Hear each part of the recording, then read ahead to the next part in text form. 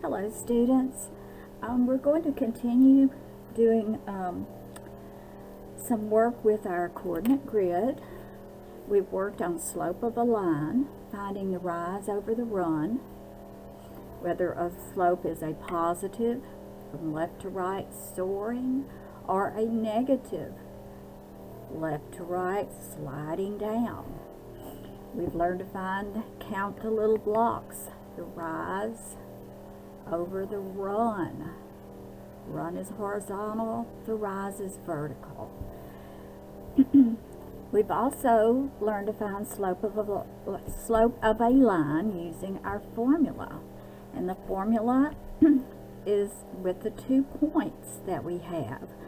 We have 2 coordinates for every point on the graph, an x and a y. Remember that the x is always first and then the y.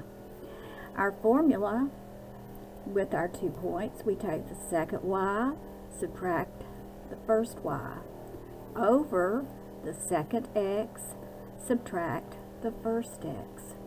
And that will give us the slope of that line, the same as we got if we counted it off on our coordinate grid.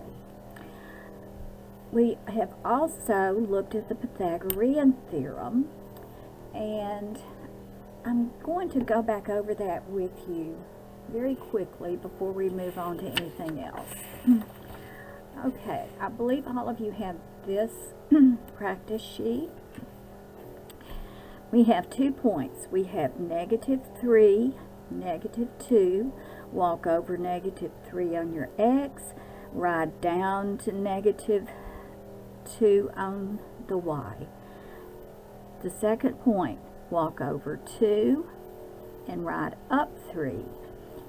Connect our points, gives us a positive sloping line. It is soaring into infinity and beyond. Okay, so in order to find what the slope is, I'm going to count my little blocks vertically between these 2 points. So I hold my pen on this dot and I'm going to count 1, 2, 3, 4, 5.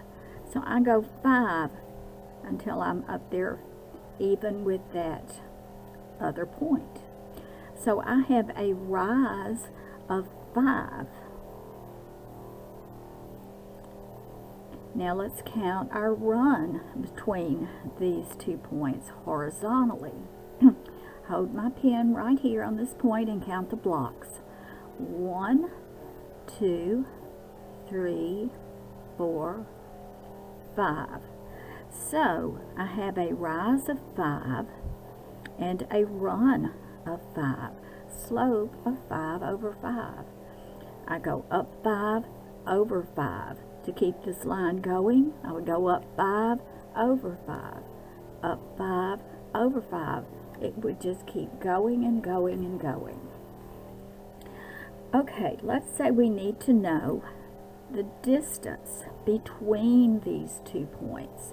That would be our diagonal line, right? Well, if I look at this, I have a right triangle. This is a 90-degree angle right here.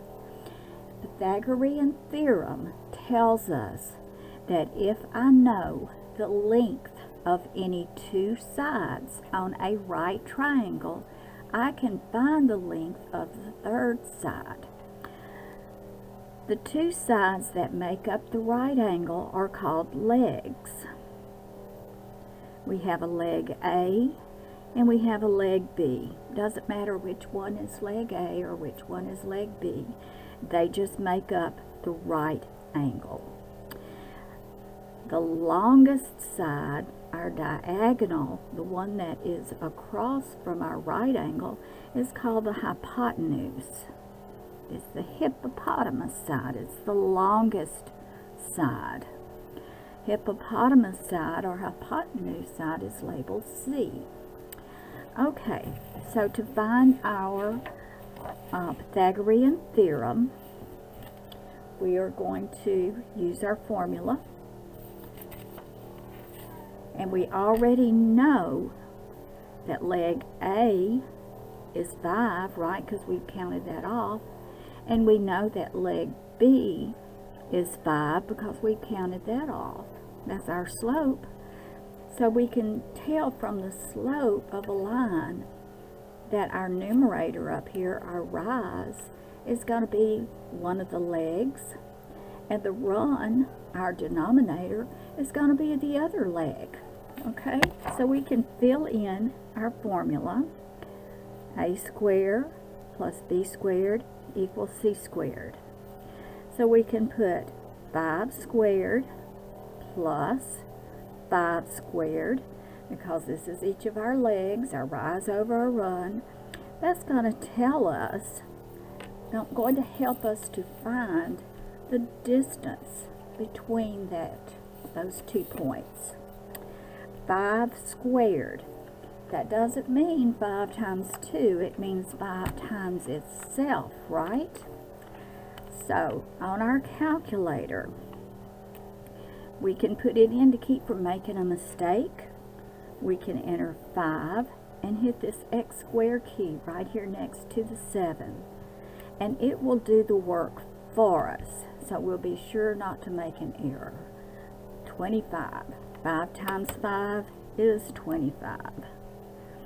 Plus 5 squared again, 25, equals c squared. But we want to know what c is. If we want to find what c is, we have to find the square root of 25 plus 25. That will equal c. So let's work in here. 25 and 25 added together is going to give us 50. So the square root of 50 is going to be how long this hypotenuse right here is. So let's do this on our calculator. Let's put in, hit your green second key, and then the x squared key. If you look above it in green, you have your radical sign, your checkbox right there. Now I can put 50 inside it. But I want to get out of the box now, so I have to scroll over and hit enter, and I get 5 to the square root times the square root of 2. Okay, so my question, I want to know, like in decimals, how long that line is. Whole numbers, decimals, okay? This is not what is in any of my answer choices. So what I can do is go right here above this enter key. It has 2 little arrows back and forth. When I hit that, look at there, 7.071, blah, blah, blah, blah. Okay, so I know the length of this line right here is going to be just a little bit over 7 units. Okay, what if, okay, so let's write this down, 7.07. What if they ask us to find the length of this line to the nearest 10th place? Have to remember our place value. What's in the 10th place? This 0 right here. But we may have to round something up or down, or up, right? Therefore, we have to look to the right. If the number to the right of it is 5 or more, then I have to round this 0 up to 1. If it's less than 5, I just keep it the same, 7.0 or just 7.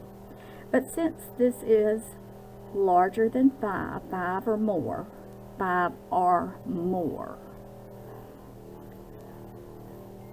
you round up. If it's less than 5, stays the same. Okay? So, the length of that hypotenuse, the length of side C, 7.1. So that's using our Pythagorean theorem. Okay, we used it, we found it on the grid, and then we used the formula for Pythagorean theorem to find the length of that line. Okay. Another thing I want to talk to you all about is something called the slope-intercept form of a line. And we will be seeing this a whole lot. You'll see this, it will help you a lot on your test questions. So slope-intercept is going to be an equation that has the slope in it and the y-intercept. Well, you say, well, what is a y-intercept? We already know what a slope is, right? It's the sloping of the line there. Let's work with this one here, okay? So we have a negative slope. No, actually, let's stick with this one because we'll have to go back and work all that out. Okay, so we have a positive slope here, and this line crosses the y-axis, the vertical axis, right there at the 1 on the y. So the point where it crosses the y-axis is 1. So our B stands for our y-intercept, and the M stands for the slope of the line. Okay, so I could rewrite this y equals 5 over 5 x plus 1, because it crosses the y intersection. It intersects with the y axis at 1. We could also write that point as 0, 1. 0 on the x, 1 on the y. So this would be our slope-intercept form of this line right here. Y equals 5 over 5, which is the slope, x plus 1. And we could find other points on this line. We could find these points throughout there by just substituting for x and y in here. Okay, let's graph a line using the slope-intercept equation. Let me get some good paper. It doesn't have anything on it. Should have already had that out, huh? I think I'm just about out of grid paper. Oh boy. Well, let's see. Let me just draw one real quickly.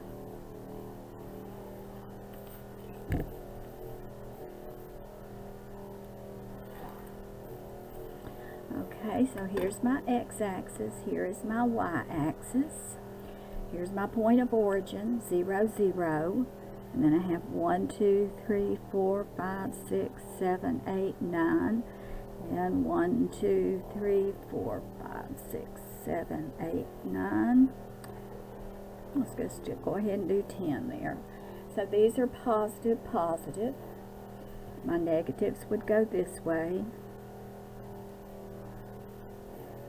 And my negatives will go down. All right, so let's see. Oh, let me find a good one that we can actually plot here. All right, let's say we have this equation. I have y equals 2/3 x minus 2. Okay, so here is my slope-intercept equation. 2 over 3 is going to be the slope of that line. Negative 2 is going to be the y-intercept. So the first thing I want to do is find my y-intercept and put a point on it. Negative 2, 1, 2. There is my y-intercept, negative 2. My slope is 2 over 3. That means I go rise up 2, run over 3, up 2 over 3. So let's do that. Hold my pen on that point and go up 2, 1, 2, over 3, 1, 2, 3. Up 2, 1, 2, over 3, 1, 2, 3. Let's do it again. Up 2, 1, 2, over 3, 1, 2, 3. Okay, I can connect those points, and I have a line. That means this is a linear equation, linear line, and it is a positive, because look right here, 2 over 3, that's positive, isn't it? If this had a negative up here, my line would be sliding down.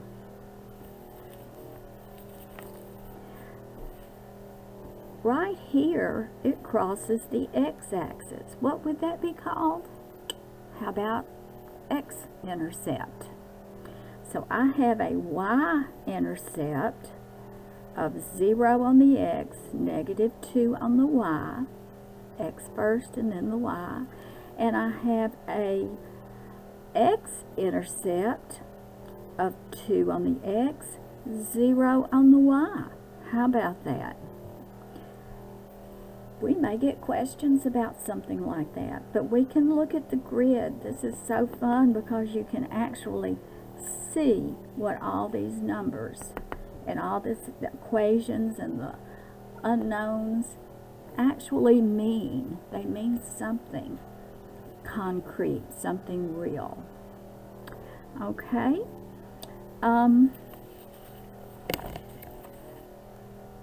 Let's see. Let's do one more.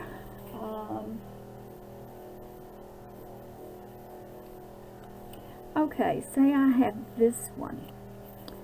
I have y equals, nope, let's say I have y plus 1/3 x equals 4.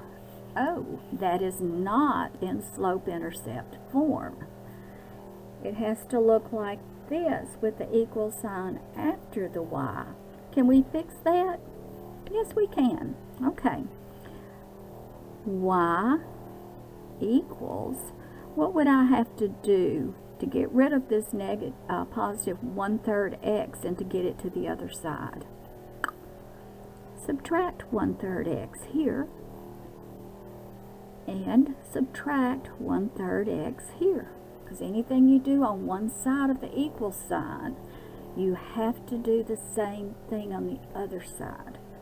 So now we have a negative 1/3 x plus 4.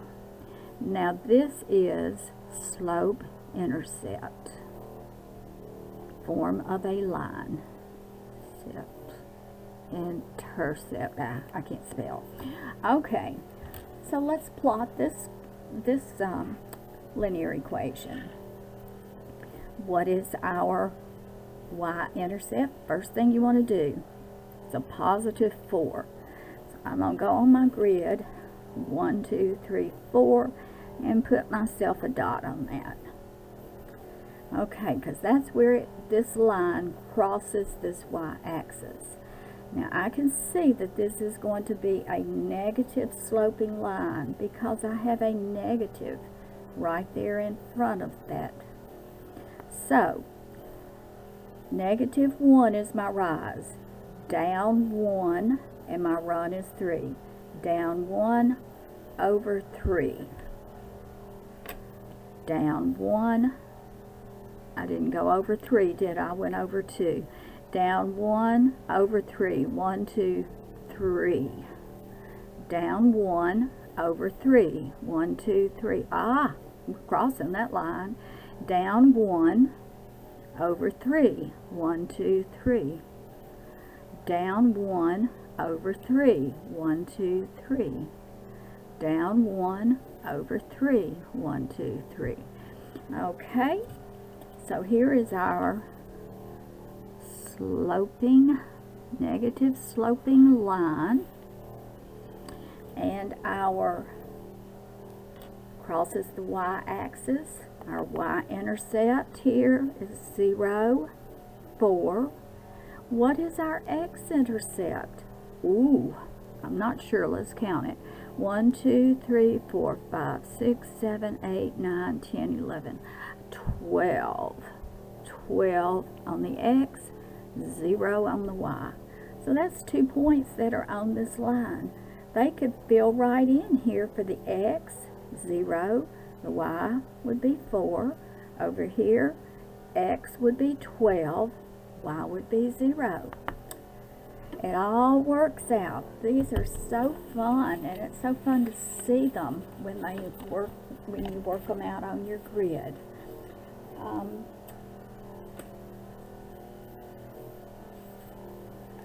I will give you a sheet to work of these. I'll have to make some more grid papers for you, and I will post those on the Google Classroom also. These right here are your most tested on things on your coordinate grid. It's good to be familiar with all of these skills. So be sure you know how to find your slope of a line. Be sure you know how to use the Pythagorean theorem. Be sure you know how to find the distance between 2 points. And be sure that you understand the slope-intercept form of a line and what the pieces mean in there. And I will see you all next time.